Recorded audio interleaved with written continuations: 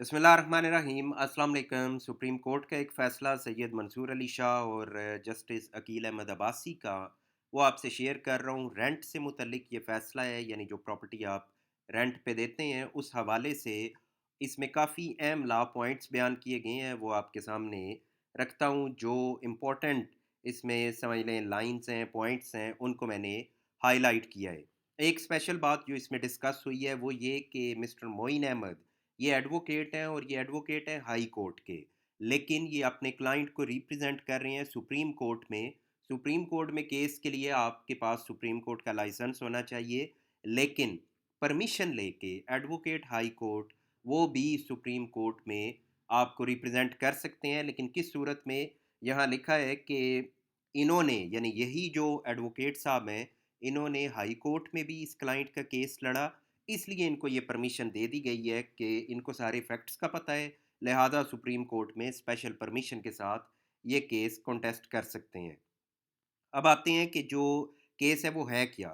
The facts of the case briefly stated that the petitioner is the lawful owner of the residential property measuring 5 marla situated in mauza Rajgarh tehsil and district Lahore. Lahore की एक property है। जो petitioner हैं यानी जिसने इस वक्त सुप्रीम कोर्ट में केस दायर किया हुआ है, ये उस प्रॉपर्टी के 5 मरला मकान के मालिक हैं।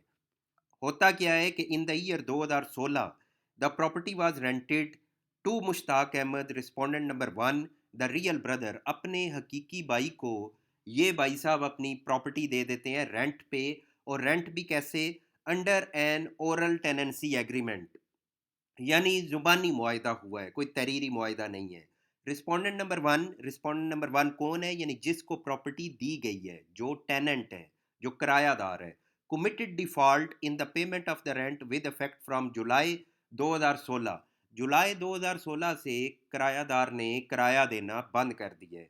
Compelling the petitioner to institute eviction proceeding, तो उसे घर से निकालने के लिए पटिशनर यानी जो असल मालिक है प्रॉपर्टी का, उसने 6/7/2018 को केस दायर कर दिया है। द लर्नड स्पेशल जज rent dismiss the eviction petition.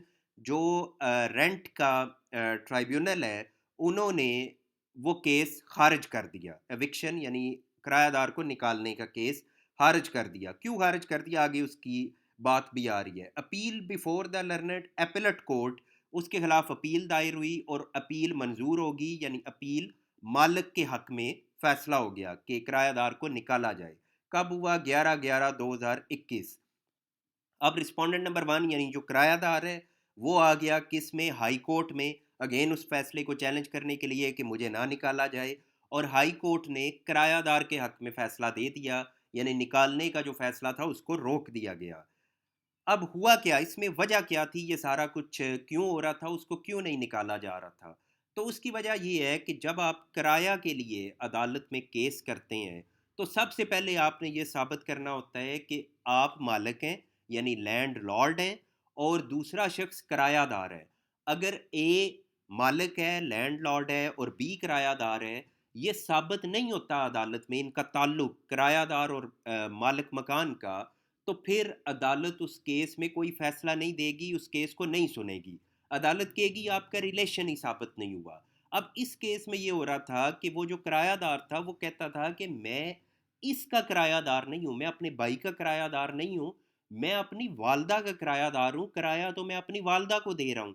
तो इसलिए मेरा अपने भाई के साथ ये ताल्लुक नहीं है किरायादार और मालिक मकान का, मेरा ताल्लुक तो अपनी वालदा के साथ है।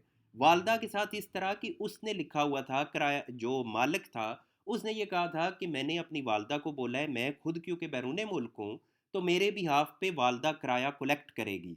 तो अब वो जो जिसने किराए पे लिया हुआ था वो कहता है कि इसने खुद जो बोल दिया है कि किरायादार वालदा ले रही है, तो लिहाजा मेरा और इसका तो अब आपस में कोई ताल्लुक नहीं है। मेरा ताल्लुक अगर बनता है तो वालदा से बनता है, तो केस ये भाई नहीं कर सकता।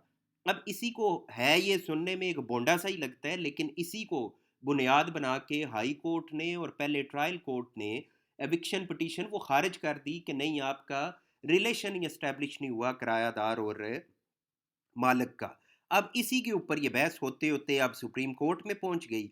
तो सुप्रीम कोर्ट इसमें क्या कह रही है, तो वो अब आपके सामने बयान करता हूँ। ये सुप्रीम कोर्ट कहती है the evidence further reveals the property was placed under the charge of the petitioner mother के। ये एस्टेब्लिश हो रहा है कि जो असल मालिक था उसने अपनी माँ को बोला हुआ था कि वो किराया कलेक्ट करे। Accordingly the mother rented out the property and collect rent behalf of the petitioner. और इसी के मुताबिक वालदा जो है उसने किराए पे प्रॉपर्टी भी दी और वो किराया भी ले रही थी।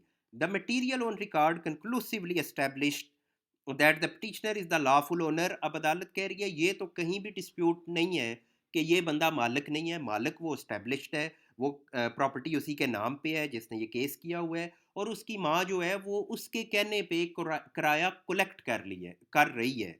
तो अदालत ने कहा कि सिर्फ ऐसा होने से उसका राइट ख़त्म नहीं हो जाता जो असल मालिक है। असल मालिक असल ही लैंडलॉर्ड है। उसकी इजाज़त से अगर कोई किराया कलेक्ट कर रहा है तो इसका हरगिज़ ये मतलब नहीं है कि अब असल मालिक के हकूक़ ख़त्म हो गए हैं। असल मालिक बिल्कुल एविक्शन पिटीशन दायर कर सकता है। और ये जो हाई कोर्ट ने और उससे पहले लोअर कोर्ट ने जो फ़ैसला दिया है वो फ़ैसला दुरुस्त हरगिज़ नहीं है। ये पिटीशन अब इधर अदालत कहती है the evidence therefore unequivocally confirms the petitioner's ownership of the property के प्रॉपर्टी की ओनरशिप वो भी साबित हो रही है कि यही बंदा मालिक है जिसने पिटीशन फाइल की है।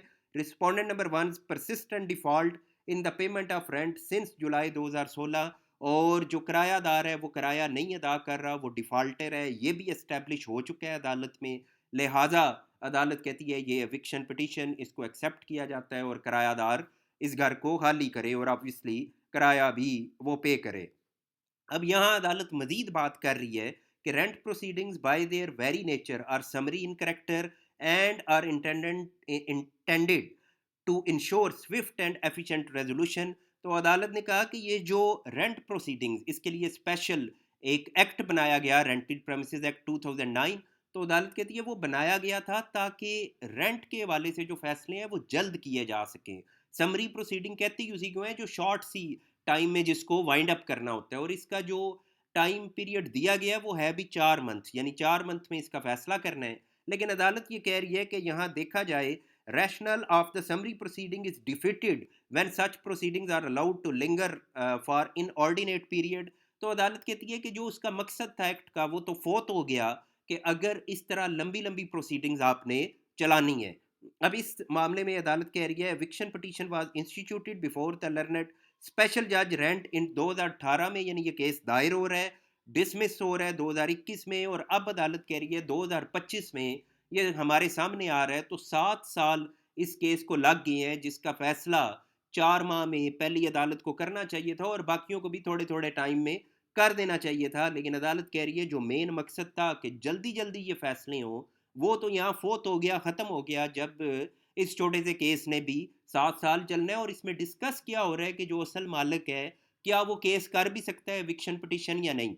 अब ये अपनी जगह पे हैरान कुन भी है, और ख़ास तौर पे वो जो ओवरसीज़ पाकिस्तानी जो प्रॉपर्टीज़ लेते हैं और वो बाद में किराया पे देते हैं और उनके साथ अगर ये कुछ हो तो कौन देगा किराए पे।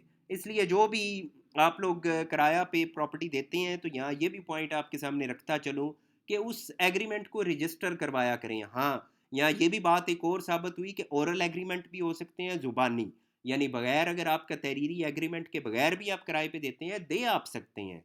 कानून में ऐसा नहीं है कि बाहर है।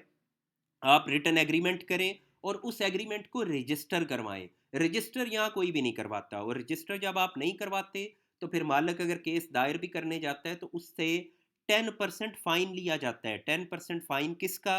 जो आपका सालाना किराया है। अगर सालाना किराया है 2 लाख तो उसका 10% यानी 20,000 रुपया आपने पहले अदालत में जमा कराना है कोर्ट फीस की मद में, फ़ाइन की मद में।